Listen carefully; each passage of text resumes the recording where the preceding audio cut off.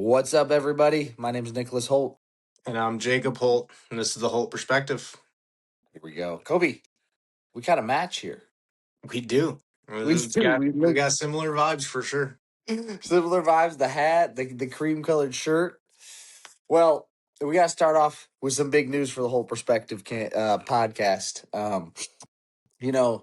We got this cool kind of little ambassador connection with this thing called Vessel Company. You can see my hat right here. Mm-hmm. Vessel Training Company. And they were really awesome, and they were kind of giving us this opportunity of you guys can use the what's it called, the discount code, promo code Holt10 at checkout and get 10% off, and that helps the Whole Perspective podcast. Yes. Helps us with our summer camp in the summer when we get that going. Maybe we can buy the premium membership for Riverside so we can get a little better quality one day. Right. You know. But pretty cool connection there that we had. They have a lot of really cool values over at Vessel. All about being the vessel for our vessel with God to the, earth and all that good stuff. So pretty cool. They got some pretty cool, awesome stuff. This hat, got this shirt. Yep. Oh, yeah. There we go. It's pretty sick. So check it out. Vessel.com. You'll find some cool stuff. And Holt 10. Leads us into our conversation a little bit today. It kind of does. So we're doing a little conversation, and this idea, we're going to title it, "Where Does God Fit in All of This?" And we're going to kind of go into three things of our life and how we see God fit into it. Mm-hmm. So we're going to start with a question over to Kobe. Kobe, how does God fit into your life as an athlete, a competitor, a guy who goes to the gym, that kind of stuff? What you got?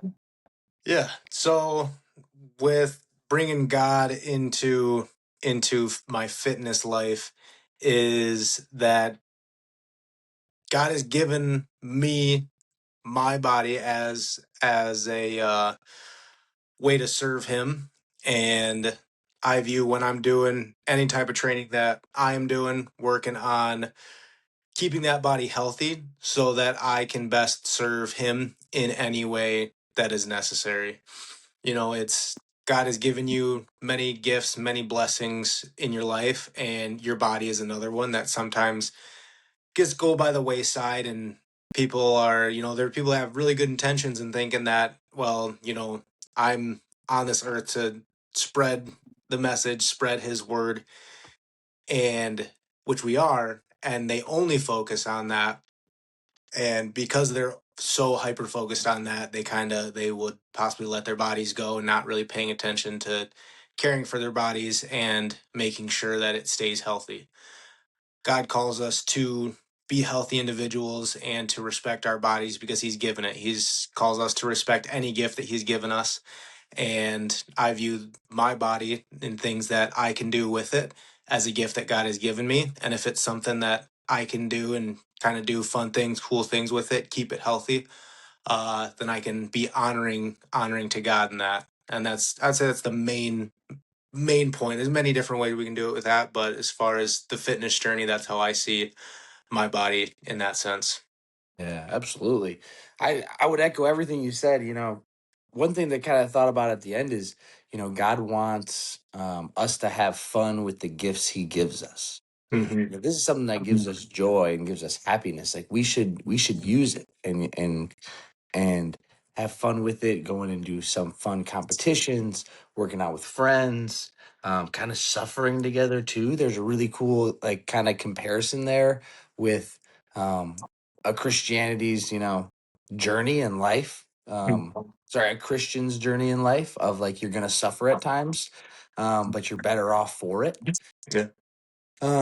And then another thing that kind of came to mind, because I could repeat everything you said, but you guys already all heard what Kobe said. I agree with everything he said.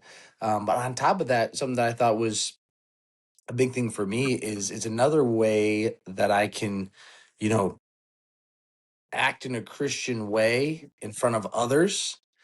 And just another example of being like, okay, what's different about him? And then we can like open up avenues to be able to go in on and talk about God and bring other people to God. So kind of like a, cool stewardship way of looking at it too. If I get closer with these people at the gym and we have community and we have friendship, and then we eventually lead, and I can be, a nudge for someone to, maybe go to church or, talk about God outside of church or at home. It's a mission accomplished. Yeah. So yeah, that's those are some good stuff that you brought up though, Kobe. Yeah. How do you see God fit in your work life? Yeah. So as a teacher in a public school, um, people probably would say like, oh, well, you're not allowed to talk about God, which kind of aren't. Um, and they're like, oh, you have to keep those separate and yada, yada, yada. Mm-hmm. Yes, for sure. But at the same time, um, maybe it's also just this generation of kids I've noticed. They talk about God at school way more than we did. And we went to a private school. Yeah. Like we went to Skeene Catholic Central.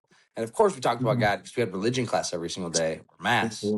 But I'm talking about like these kids talk about God at school Yeah. regularly. Like I hear kids talk about God or talk about church or talk about you should come to youth group, or we had, you know, uh, prayer before school started, Bible study. Like that happens all the time. Yeah. And the big thing there is once they start the conversation, you can go with it. You don't have to be like quiet about it then. It's Right. kind of like just this thing of like you can't, as anything as a teacher, you don't want to try to make people all like you. Like that's just kind of like I don't know if it's an unwritten rule, but it kind of is an unwritten rule. Like my job as a teacher to like give you, information, Right. and the way you take the information, awesome. Wherever you take it, that's up to you. Whether that's talking about science, whether it's talking about life, whether it's talking about God, whether it's talking about anything. So my job is just kind of talk about my experiences also, and then they kind of use it and accept it or deny it or whatever with it. But also, there's one thing to kind of like maybe the whole where everyone thinks public schools there's never talking about God or anything like that. It's just not true. But number two, those Christian values help me become a better teacher. Um, Trying to think about the way Jesus talked about children and how children have the best like faith, that you need a childlike faith and things like that. Being able to use those Christian values makes me become a better teacher, being Mm-hmm. more patient, thinking about how it's this stuff is important, but at the same time there's a bigger thing in the world. It takes off the pressure in ways. I don't feel like their grades are the most important thing and their school, and then everything's like, yeah, those things are important, but at the end of the day the most important thing is you guys become Christians and followers of God. So if we can make you better people and maybe talk about God here and there when the time is right, I think that's good. Mm-hmm. That's So awesome. that was my answer. What you got, Kobe, for you? Love it. Yeah, it's kind of funny. We work with a little bit opposite people, where you get people that are just starting their life, and I get to hang out with people that are near the end of their life. Yeah, we're Uh, somewhere in the middle. yeah, right. So, um, I this was not a field that I was planning on going into with my physical therapy license. Right, I was planning on going into the sports world and seeing that, doing the working with athletes, using that as far as the PT side of things go. But kind of fell into this job as a starter. Wasn't planning on staying there long. But then once I started there, I it And was the what's first your time. job, real quick, Kobe? So I work at a skilled nursing facility as a physical therapist, Yeah, for and people that are like what 60 plus. usually 60 plus, Yeah. usually 60 plus. with different, health issues, things like that. Like there's a specific reason that they're at our place. Some are there to go home, and some are there to live with us. So through different clinicals, through different job shadows, things like that, they kind of force you in PT school to see all the different fields of PT. So working in a hospital, working in an outpatient, working in inpatient, working in a nursing facility, things like that. They want you to see the whole gamut of things. So I didn't work at all the locations, but I have seen pretty much all locations that physical therapists can work at. And when I started my job at the skilled nursing facility, it was the first time I felt as though I was using my gifts as a physical therapist, the knowledge that I learned in school, and my physical abilities to help them. It was the first time I felt like I was doing something that was serving God's kingdom. Mm. It was the first time where the work that I was doing was serving God rather than more so self-serving in things that maybe I enjoyed and liked to do, and got to work with athletes, things like that. Mhm. And I get to get people back to walking, back to standing, back to just any bit of independence that they can. Every case a little bit different, but being able to use my physical and mental abilities to help them in that sense, and just doing it with a smile on my face, doing it, just talking with them, learning more about them. And then when you ask about them, they ask about you. And that's a perfect time to share your testimony, share why you do what you do. Because so often, there's people that are frustrated. They're not in the best mind space because they were independent, living by themselves. And now they're in a nursing facility for X amount of time. So they're pretty frustrated, and a lot of times they'll ask you like, "Why are you like in a good mood?" And the simplest answer is because I have a God that loves me and would do anything for me, and you can just bring up that you can bring up so much of your faith journey to them, and some have a faith background, some don't, some are scarred from it, and you just get to have great conversation about it and learn more about them, and even at an older age you can bring them back to the faith. And I just feel like that is the first and only job that I've had where actually serving to God and his kingdom rather than more so self-serving. Yeah, that's pretty awesome. That's pretty awesome, Kobe. I didn't even know all that, so that's sweet. Dropping on the pod right here. Boom. Love it, love it. And plus, what they're at the place, so they can't run away from you. They can't run away. They're At least they there. can't run away too fast, They can't run away from you, but they got to listen to you a little bit.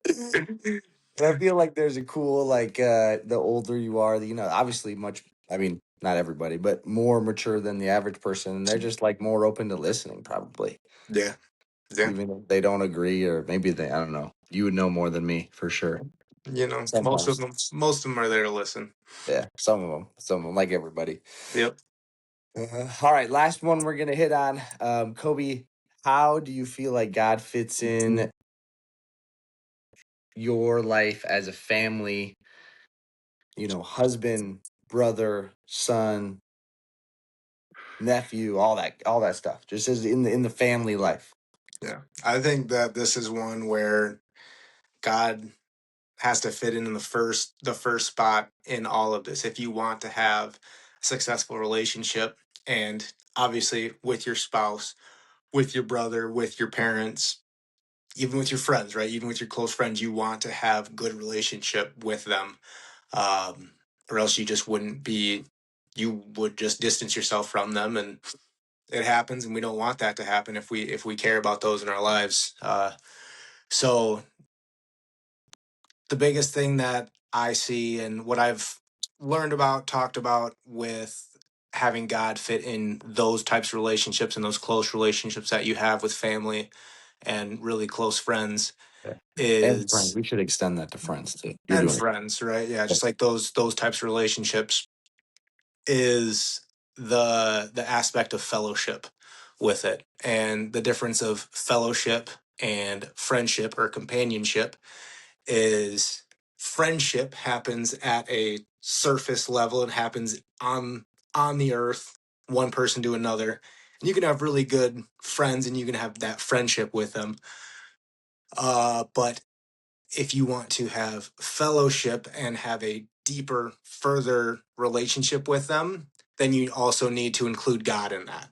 Right. Mhm. So not just the side to side, you also need the uppy downy, right? Not Tri- just you triangle, right? you need to have both if you want to Yeah. have a lasting relationship. Yeah. And to have that is to have God be at the first and be at the forefront of all Yeah. those relationships. So if you can just bring God into those relationships, you can bring them into talking with your spouse, talking with your family, where you're not afraid to have those conversations because your friends, your family, they know you better than anybody. So if you can bring God into that, then they will have a better way than just some random person. And in random person, I somewhat mean to like your pastor, where sometimes you have like a personal relationship with your pastor, and that's awesome. A lot of the times people don't because pastors just can't do that. There's one of them, and hopefully they're leading a bigger congregation, so you can't have a personal relationship with everybody. Your pastor probably knows more about the Bible than your spouse or your family, but your family knows more about you, and they can find a way to relate it to you so that it hits better. So Yeah. being able to have that open conversation with friends and family, having that fellowship with them allows for you to have a greater relationship with God. Yeah, absolutely. You know that triangle, that uppy downy sidey sidey thing you were saying reminded me of something that my wife Jalen and I went in our marriage counseling. They talked about this, the idea of the triangle. So God's Mhm. at the top, and you're at each corner, and the closer you get to God, the closer you get to each other. I So it's like a that. really cool kind of like Yeah. um, symbolism of like when you do this fellowship stuff you're talking about. The closer you Mhm. get to God, you both are. The closer you are together. That's true. Um, Yeah. so cool little connection there. Mhm. But yeah, awesome stuff there, Kobe. I couldn't agree more. Um, another thing I kind of thought about while you were talking was just, and the way it kind of really hits home for me is there's just no um, better, like, I don't know the right way to say this, but there's no better um, symbol or connection or I mean like than family and Christianity. Like those two things, when you really think about it, like God, Jesus, our Father, right? You don't really understand what fatherhood is until like you have a kid. You have a kid and you're like, "Oh my goodness, like I love my kid so much." The fact that he went and sent his son to live this terrible, not terrible life, but not a great life, and then get killed, crucified on a cross. And you're Mhm. like, I can't even imagine like my son, you know, having a bad day at school. Right. Yeah. And you're like, that's how much you love me, that you sent your son to die and live this rough death, terrible life because you love me because of sins that I did, that I went against you. And then you start thinking of like my relationship, with your parents. And you're like, Mhm. you know, you take things up for, you take them for granted, right? You take the things they do for you for granted just because that's who Yeah. we are. And Right. that's what we do as Christians too. And like just the amount of connections that are with that. And then like your brothers and your sisters and your cousins are like the fellowship thing that you're talking about. Like just the connection of what a family is and what Christianity is. They're so together. If you try to separate them, that's just not going to work. Right. So it's just the coolest thing for me to kind of always go back on of like, also as a father, like understanding, hey, um, my son, my daughter's not going to listen to me. And I'm going to tell them things because I want them to live this better life. And they're just not going to listen. And then you have to be like, okay, well, the father, like the correct way to do this is to act like God, not act like what I want. You need to do this. This is the only way to do it. And you're like, well, no. God lets us make mistakes and learn from the mistakes, and you have to do that as a father. And it's just like, if you really think about it, there's no way to not have God in your family, understanding once you see them all play out. And once again, I'm still young. I'm not saying I'm this old guy who like has seen it all, but just even seeing right now, it's like these things are the same. Yeah. Which is just really cool. Really cool. And to kind of go off what you were saying too, you kind of got into like talking to your pastor and or talking to your family. I know that overall, sometimes for a lot of people it's harder to talk about God to your family members, people that you're closest with, Yeah. and it's easier to talk about God to people you don't really know, which seems backwards, but it's just the idea of like being vulnerable. Hmm. It's a lot easier to be vulnerable to people that you don't know sometimes. It is. And it's a lot harder to be vulnerable to people that you are like super close with, That's which true. is crazy. It It's is like, you know, crazy. wait, what's like the saying, like what's it's a paradox or something like that? Yeah. Is that the Yeah. phrase for it? Yeah. Kind of is, right? You're like, well, I should be able to be more vulnerable to people that I'm really close with. Hmm.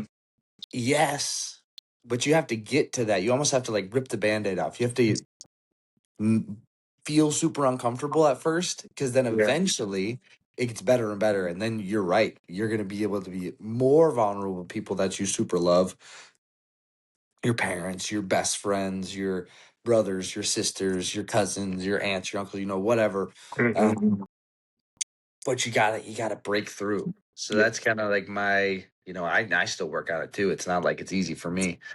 But anyone who's listened, that's like, well, yeah, but I like just talking to my like, coworkers about God. Like, yeah, Hmm. but you'd probably even get more from it if you talk to your brother or Yeah. your sister or You your get dad. deeper Um, conversations that way. you just would. You just would, because you said it. I mean, you said it so well. They know you better than most, if not anybody, Mm. right? Depending on who you're talking about. Like, I mean, how many more people know you better than your spouse, your brother, your sister, your mom, your dad? Yeah. Mm. Amen. Not many, right? Yeah, that's good. That's good. All right, Kobe, any last thoughts? No, I love it. I That was a love it. good one. It was a good one. One more reminder. You Be know, in the first one, I didn't want to be too corny. The first talk, we talked about in training, and I just kept wanting to say, you need to be a vessel. I you kept wanting be to the say that, but vessel. I didn't Be the want to be too vessel. corny. But yeah, vessel trading code. Check it out. Holt 10 at checkout for some money off. But that's what we got. My name is Nicholas Holt. And I'm Jacob Holt. Thanks for tuning in.